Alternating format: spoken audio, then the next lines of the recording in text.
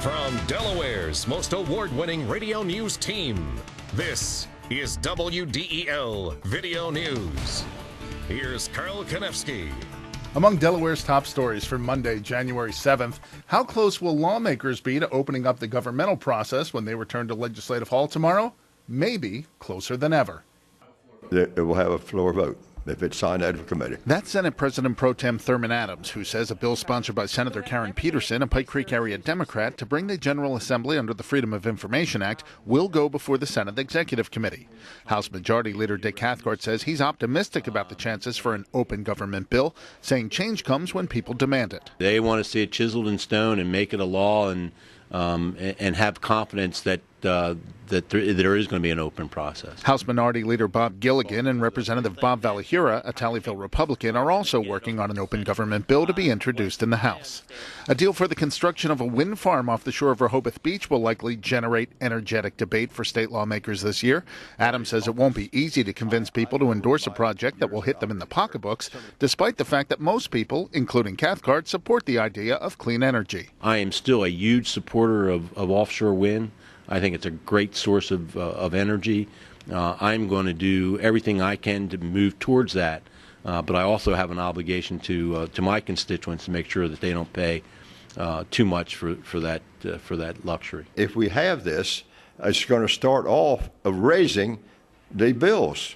And there aren't many people, if you say we're going to go with a project that is going to raise the energy bill, it's a hard sell. The vote on a contract between Blue Water Wind and Delmarva Power was tabled when DENRAC, the Office of Management and Budget, the Public Service Commission, and the Comptroller General representing the legislature couldn't reach a consensus.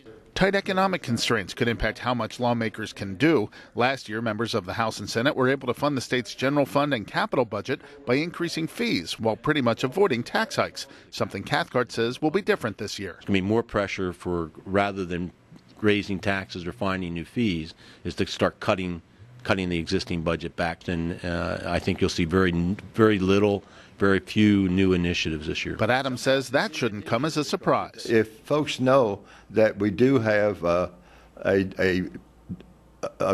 income that is not going to be what is anticipated, really they are more tolerant and they don't ask for something. Coming up, the manhunt is on for a jailed man who escaped while getting treatment at a downstate hospital. WDEL News continues in a moment.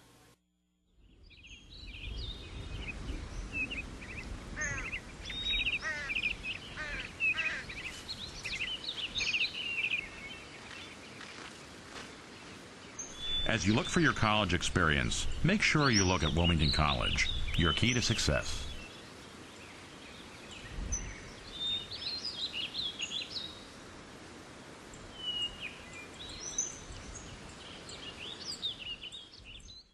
Police and corrections officials search for a man who escaped from corrections officers while at a Lewis hospital. Calvin Harmon was being admitted to Beebe Medical Center and was changing into hospital garb when he went missing on Friday. Harmon had been arrested on burglary, criminal solicitation, theft, conspiracy, and criminal mischief charges. After his arraignment, state police took him to Beebe Medical Center because of a medical condition. State fire investigators say a fire in an apartment building in Wilmington was intentionally set and is one in a string of arsons under investigation in the neighborhood. Firefighters were called to the 500 block of Homestead Road in Albin Park around 7:30 Saturday morning.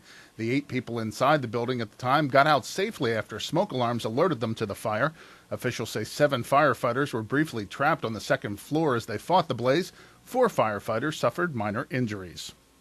Changes could be in store for your kids if they're students of the Brandywine School District. The district board holds a public hearing on its space consolidation plan tonight, discussing the closing of some district schools. The decision comes as the result of a failed referendum last year.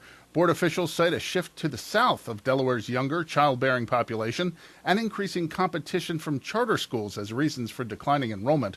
Closings won't take effect until the 2009-2010 school year. The meeting takes place at 7 o'clock at Mount Pleasant Elementary School.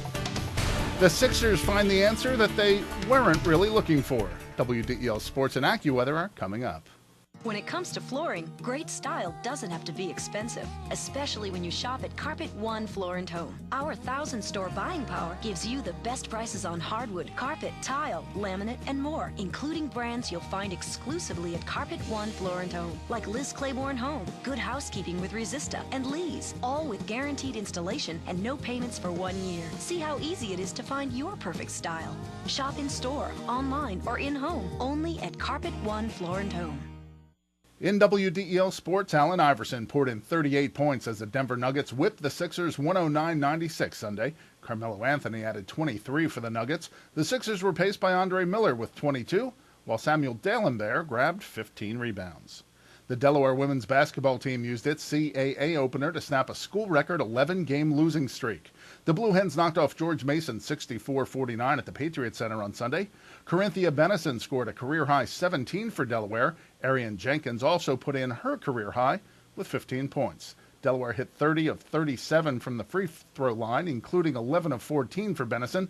They also out-rebounded the Patriots 46-30.